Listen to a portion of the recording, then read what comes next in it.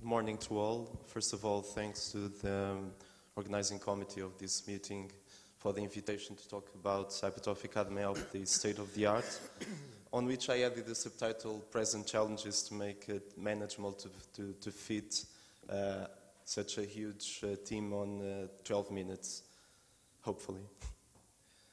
First of all, as an introduction, hypertrophic cardiomyopathy is defined as left ventricular hypertrophy in the absence of abnormal loading conditions. It is the most prevalent genetic cardiovascular disease with a frequency of 1 in 500 individuals in the population. It is characterized by variable expressivity and incomplete and age-dependent penetrance. It is the leading cause of sudden death in young people, with numbers around 1% of sudden cardiac death per year. It is also characterized, and very importantly, by a high symptomatic burden of heart failure, chest pain, syncope, and palpitations.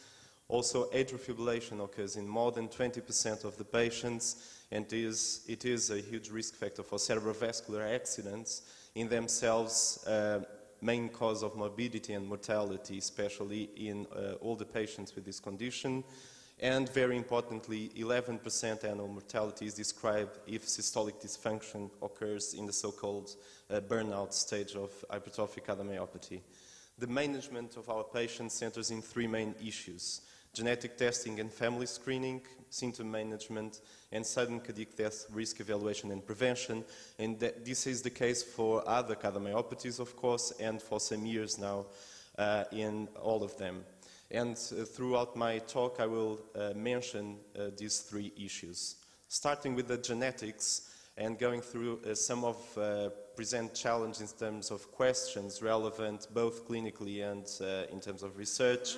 The genetic cause is not completely defined. We know that mutations in cardiac sarcomere or sarcomere-related genes are found in approximately 60% of patients with familial form of HCM inherited as an autosomal dominant trait, and around 40% without family history.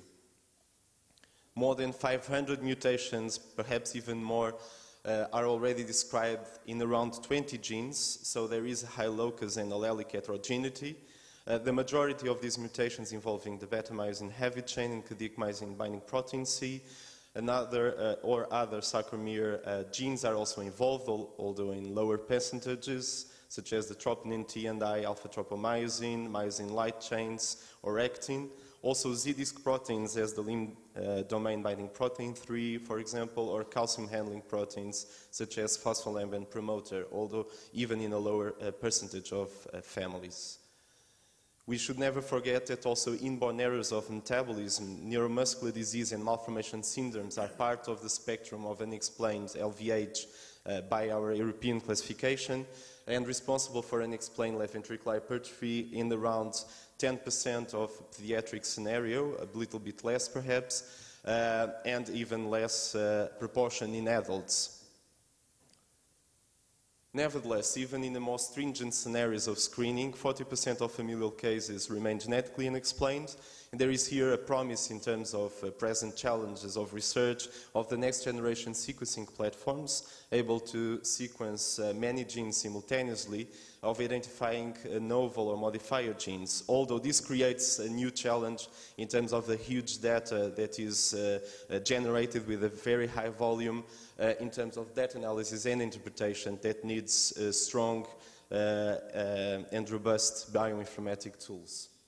Second question, how to screen the families? The present screen strategy that is here delineated and was presented in the last consensus document by the European Working Group is more or less consensual, but there are some issues that can be still debatable and still object of research, and this is an area where the registries, for example, can have high importance due to the ability to follow up the patients or the relatives in the long term.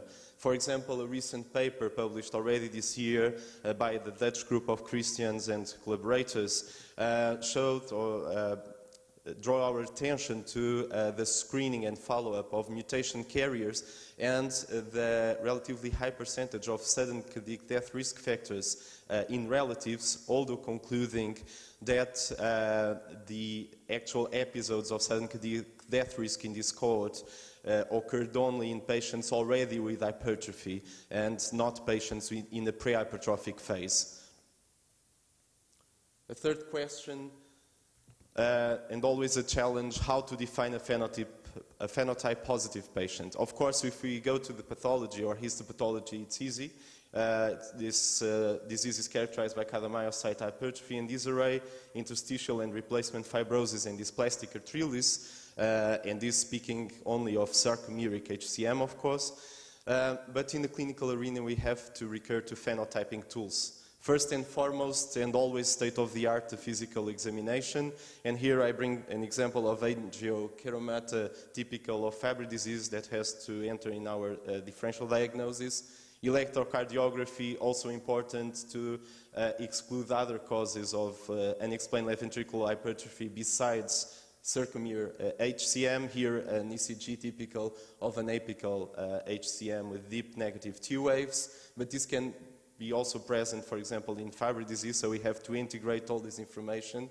An example of an echocardiography with asymmetrical septal hypertrophy and complete SAM, and CMR, for example, useful in situations where the echocardiography doesn't define as the complete phenotype, or some doubts arise, as it is the case in some situations with apical hypertrophic cardiomyopathy, as in this patient from our hospital. These phenotyping tools also help us, together with the physical examination, the ECG, and all the other exams, to distinguish some phenocopies. For example, here above, cardiac amyloid with its characteristic subendocardial late ganglion enhancement, poor biventricular function with biventricular hypertrophy, and here the late ganglion enhancement in the infralateral wall typical of Fabry disease. These phenotyping tools are especially useful if they allow us to decide something different in the management of our patients. And to bring here 2 or 3 examples of this usefulness, I will begin with the stress echocardiography in the detection of latent left ventricular outflow tract obstruction. Without any doubt, the stress echocardiography changed our perception relative to the percentage of patients with HCM that have obstruction, from 1/3 to 70% if we considered latent obstruction. The ideal methodology is still a debatable issue, but the important thing is that this form of echocardiography can change our management and change the explanation for the symptoms of the patient that we have in front of us. Another example, even more debatable, and an area of intensive research, is the detection of fibrosis by imaging techniques, for example, CMR. And some issues are still on debate. For example, what is the meaning of this form of late gadolinium enhancement in the junction areas between right and left ventricle, or here the late gadolinium enhancement in the septum?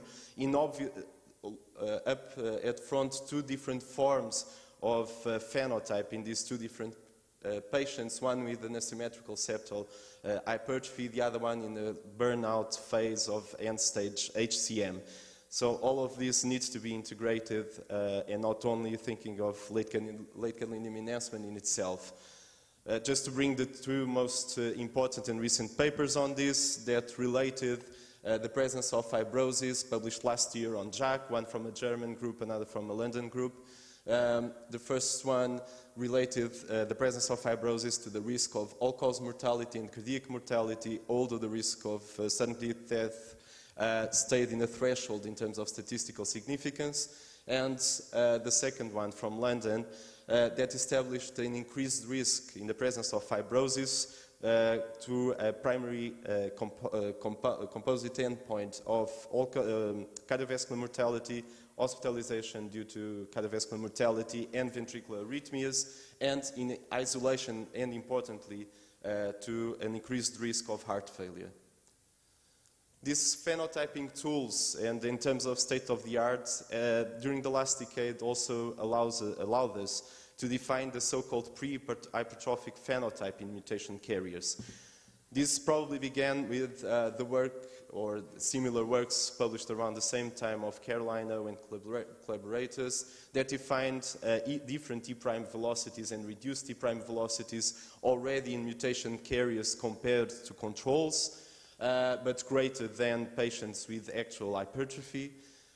Also, the energy metabolism is already changed if the patient has a mutation but not the hypertrophy, and with levels similar to hypertrophied ventricles, and this is detected by MR spectroscopy, till now only used in research area. Importantly, last year, in terms of biomarkers and collagen metabolism, and as part of this pre-hypertrophic phenotype, this work by Carolino and collaborators was published in New England Journal of Medicine, showing increased levels of biomarkers of collagen metabolism in the blood of these patients with pre-hypertrophic phenotype, so telling us that collagen metabolism is already changed in patients without hypertrophy. And another insight is, of course, the changes that occur in terms of myocardial deformation imaging, both from studies with echocardiography and here in the image a study with CMR that show changes in terms of strain and torsion in this pre-hypertrophic phenotype. Another relatively recent concept in terms of systematizing ideas is the extra hypertrophic phenotype, and I bring here two examples. One is the perfusion, in which, or for which work already from 2003 called our attention, relating it to prognosis in patients and using nuclear cardiology techniques. Another more recent work with CMR also demonstrated perfusion defects in these patients with hypertrophic cardiomyopathy, and as part of the spectrum of the phenotype. And very recently, and following, of course, the procession of everybody that was dedicated to this area, that mitral valve is changed in most of these patients, morphologic-wise. This paper with cardiac magnetic resonance studied a cohort of patients and concludes that it can be described they can be described, these mitral valve changes, as a primary phenotypic expression. This extrahypertrophic phenotype can inclusively be linked together in a theory on hypothesis presented in 2009 by the group of Professor Olivoto and collaborators through a common progenitor cell from epicardium-derived cells that could give rise eventually to the different cells that then give rise to coronary vessels and justifying microvascular dysfunction, mitral valve apparatus and justifying mitral valve abnormalities, or fibrous heart skeleton and partially responsible for fibrosis. This is also an area of active research in terms of developmental biology. Fourth question, the pathway from mutation phenotype, of course, very important for us to design possible new therapeutic targets on this disease. Very briefly, three areas of intensive research: fibrosis and the crosstalk between fibroblasts and cardiomyocytes, calcium handling, probably very important in terms of arrhythmogenesis in this pathology, and energy metabolism and inefficiency of energy use, also a very intensive area of research and for which there are already some therapeutic targets, as I will mention at the end. Related to this previous question, but a slightly different one, and perhaps also, or at the present, it could be even more important clinical-wise, how to predict the phenotype from genotype. Unfortunately, and despite the initial enthusiasm, the initial studies in terms of genotype-phenotype correlations, with some exceptions, weren't reproducible. But interestingly, in the last years, what we know is that there is a relation between the fact that the patient is genotype positive or negative in terms of a panel of the most common sarcomere genes and, for example, the prognosis, as demonstrated by Olivoto and collaborators, in terms of stroke, heart failure, or cerebrovascular accidents, in terms of perfusion, very recently published in JACC, and another consensual finding is the fact that double or triple sarcomere mutations are related with the poor prognosis. This is the case with HCM, but also other genetic diseases. Despite all of this, understanding of genotype-phenotype correlations, of course, remains elusive, and one of the main causes of this is the very complex pathway between the mutation and the phenotype that involves not only the main mutation, also environmental effects, also post-translational and epigenetic effects such as DNA methylation, histone modifications, or post-translational modifications.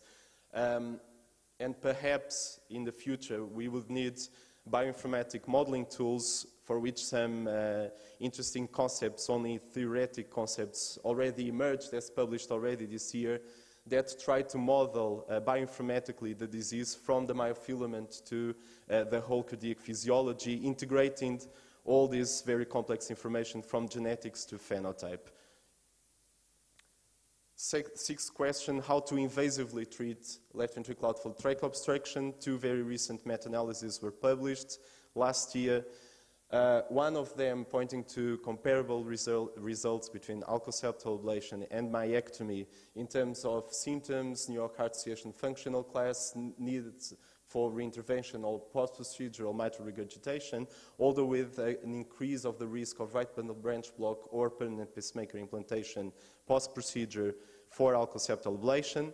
The other one focusing mainly on the fear, so as to say, of this scar created by alcoceptal ablation in terms of risk for sudden cardiac death, and concluding for a comparable risk in terms of sudden cardiac death for alcoceptal ablation and myectomy, showing that this is also an area that needs more research and the registries are very important. Another study of longer-term follow-up and published in exactly the same year, although a single-center study, showed quite worrying five-fold increase in the annual primary endpoint of cardiac death and important sudden cardiac death for alcoceptal ablation compared to myectomy. Biventricular pacing also was also the object of two very recent papers. These are pilot studies with a very small number of patients, but nevertheless with very promising results in terms of reduction of the gradient and also improvement of New York Heart Association functional class, exercise capacity, but of course we need more follow-up and more numbers on this. But already rehabilitating the debate in terms of pacing in HCM. Another area that needs some more definition is the estimation of sudden cardiac death risk.